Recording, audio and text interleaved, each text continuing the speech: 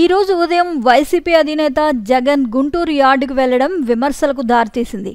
ఎన్నికల కోడ్ అమల్లో ఉన్నందున రాజకీయ సమావేశాలు, సభలకు అనుమతి లేదని, జగన్ను మిర్చి యార్డులోకి అనుమతించవద్దని గుంటూరు జిల్లా కలెక్టర్ జారీ చేసిన ఆదేశాలను పట్టించుకోకుండా జగన్ మిర్చి యార్డులోకి వెళ్లి రైతులను కలిశారు.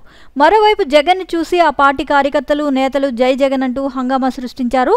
అనంతరం మీడియాతో మాట్లాడిన జగన్ అధికారులు ప్రభుత్వాన్నే తప్పుబట్టారు. ప్రతిపక్ష నేతకు ప్రోటోకాల్ ఇవ్వడంలో ప్రభుత్వం పూర్తిగా విఫలమైందని వ్యాఖ్యలు చేశారు. వైసీపీ ప్రభుత్వంలో అత్యధిక మద్దతు ధర ఇచ్చి రైతులను ఆదుకున్నామని చెప్పుకొచ్చారు. రాష్ట్రంలో మిర్చి రైతుల పరిస్థితి అధ్వానంగా ఉందంటూ వ్యాఖ్యలు చేశారు జగన్.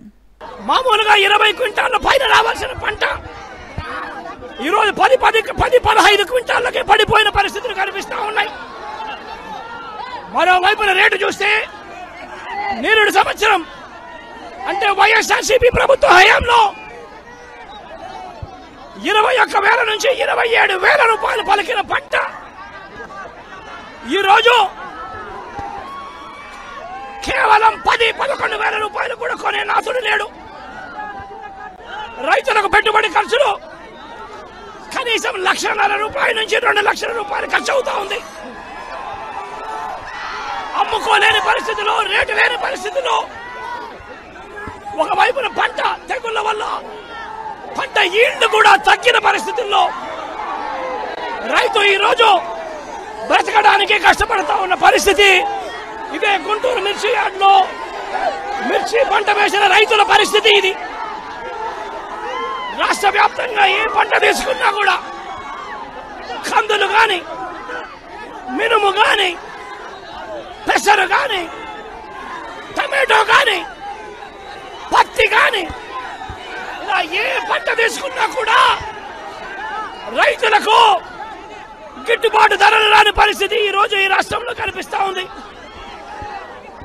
మరోవైపున చూస్తే చంద్రబాబు నాయుడు గారు రైతులను దళారీలకు అమ్మేసిన పరిస్థితి కనిపిస్తా ఉంది.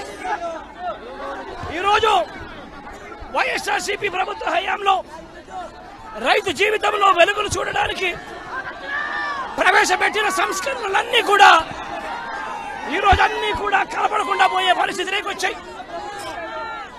ఈరోజు గ్రామాలలో ఆర్బీకే వ్యవస్థ ఈరోజు గ్రామాలలో నిర్వీర్యమైపోయిన పరిస్థితి. రైతులకు ఈరోజు 0 వడ్డీ రాని పరిస్థితి ఈరోజు రైతాంగం మీద కనిపిస్తా ఉంది. ఈరోజు ప్రతి విషయంలోనూ కూడా రైతులు ఈ ప్రభుత్వంలో నష్టపోయిన పరిస్థితుల మధ్య చంద్రబాబు నాయుడు గారు ఇప్పటికైనా కళ్ళు తెరవాలి, గుంటూరు మిర్చి యార్డుకు రావాలి, వచ్చి రైతుల కష్టాలు తెలుసుకొని రైతులకు కనీస గిట్టుబాటు ధర వచ్చే విధంగా రైతుల కోసం చంద్రబాబు నాయుడు గారు గట్టిగా నిలబడకపోతే తీవ్రమైన పరిణామాలుంటాయి.